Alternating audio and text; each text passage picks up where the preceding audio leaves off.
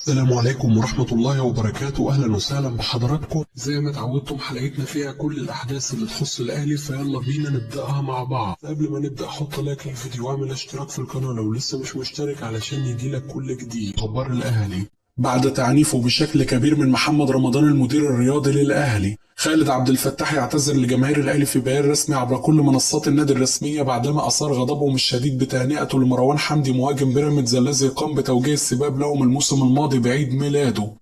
غضب كبير يسيطر على إمام عاشور بسبب مهاجمته أمس بطريقة غير مباشرة من قبل إبراهيم حسن مدير المنتخب الوطني رغم تأكيد احترامه الكامل لقرار استبعاده في ظهوره مع أحمد شوبير. أشرف داري يقطع شوط كبير في التعافي من الإصابة، وطبيب الفريق يقرر عودة اللاعب للمشاركة بشكل تدريجي في التدريبات الجماعية الأسبوع القادم. مارسيل كولر يبلغ الأهلي برفضه التام فكرة رحيل حمزة علاء على سبيل الإعارة في يناير المقبل لحاجته الفنية للحارس. طبيب الأهلي يؤكد لمارسيل كولر أن فرص لحاق رامي ربيعة بمواجهة الاتحاد السكندري بعد التوقف الدولي الجاري كبيرة، خصوصا أن اللاعب قطع شوط كبير في برنامجه التأهيلي. محمد هاني وكريم فؤاد يستعدون للسفر إلى النمسا نهاية الشهر الجاري للخضوع لفحوصات طبية في أحد المستشفيات المتخصصة هناك لتحديد مسار برنامجهم التأهيلي. حسام حسن يفاضل بين محمد عواد ومصطفى شوبير لاختيار أحدهم لحراسة المنتخب أساسيا في مواجهة بوتسوانا بعد إيقاف الشناوي، ومصادر تؤكد أن حارس الزمالك سيكون له الأولوية. منتخب مصر يصل القاهرة وحسام حسن يقرر منح اللاعبين راحة من التدريبات بسبب حالة الإجهاد الكبيرة بعد رحلة ال10 ساعات. إقبال ضعيف جدا على حجز تذاكر مباراة المنتخب الوطني أمام بوتسوانا في تصفيات كأس الأمم الإفريقية بسبب الأسعار المبالغ فيها مقارنة بأهمية المباراة. موقع كرة بلس يفجر مفاجأة ويؤكد أن حسام حسن المدير الفني للمنتخب يدرس استدعاء أحمد فتوح ظهير أيسر الزمالك لقائمة المنتخب الوطني قبل مواجهة بوتسوانا.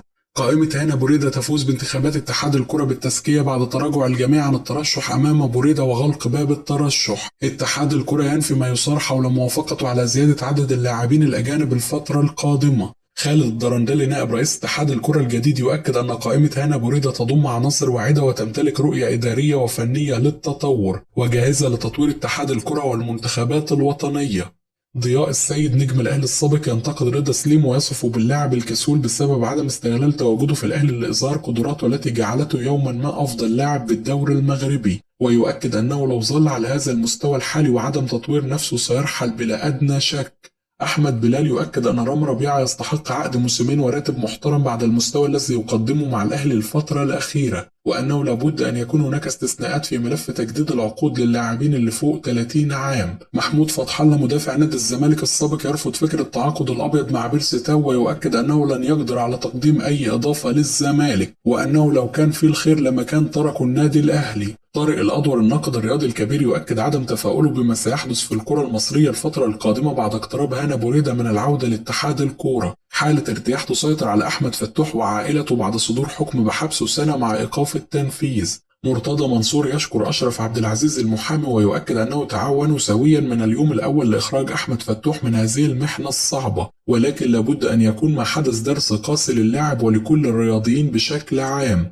غضب عارم يسيطر على لاعبي الإسماعيلي بسبب عدم حصولهم على مقدمات عقودهم في الموسم الجديد. ميلان يفكر في ضم إبراهيم دياز من ريال مدريد لتدعيم صفوف الفترة القادمة. رونالدو يؤكد أن اعتزال كرة القدم قد يكون خلال عام أو عامين بحد أقصى. تقارير إنجليزية. ليفربول مهتم بالحصول على خدمات النجم الفرنسي ريان شرقي لتعويض رحيل صلاح المحتمل. مان سيتي يوافق على رحيل إدرسون للدوري السعودي في حال تلقيه عرض ضخم جديد. وكيل ألفونسو ديفيز لاعب بايرن ميونخ الألماني ينفي توصله لاتفاق مع ريال مدريد. أيمن يونس لاعب الزمالك السابق. حسام حسن مدرب مغامر وحقق مكاسب عديدة أمام الرأس الأخضر بإشراك أكثر من 6 عناصر جدد مع المنتخب، والجميل أنهم ظهروا بمستوى طيب للغاية وحققوا نتيجة إيجابية أمام الرأس الأخضر على ملعبها. اللاعبين أظهروا شخصية قوية وقدموا شوط أول رائع، وكلل طاهر محمد طاهر مجهوده ومجهود زملائه بهدف أكثر من رائع أيضا. لم نكن نتوقع الظهور بهذا المستوى بعد رؤية التشكيل في البداية والجميع تخوف من الخسارة، لكن اللاعبين كانوا على قدر ثقة الجهاز الفني وقدموا شوط أول رائع وشوط تاني مقبول، وكانوا قادرين على تحقيق الفوز لولا إضاعة بعض الفرص.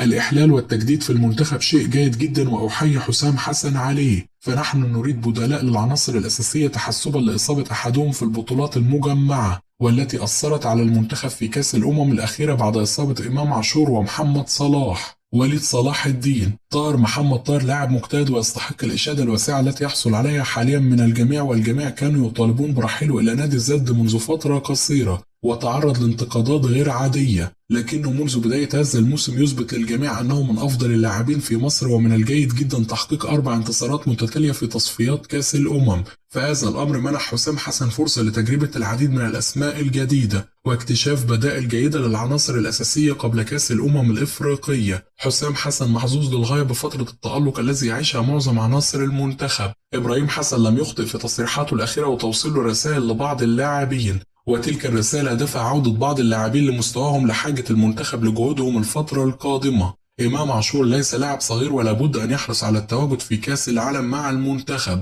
وأن يبتعد عن الدلع ويركز لاستعادة مستواه، فحرام أن يكون أفضل لاعب في مركزه ولا يلعب في كأس العالم مع المنتخب.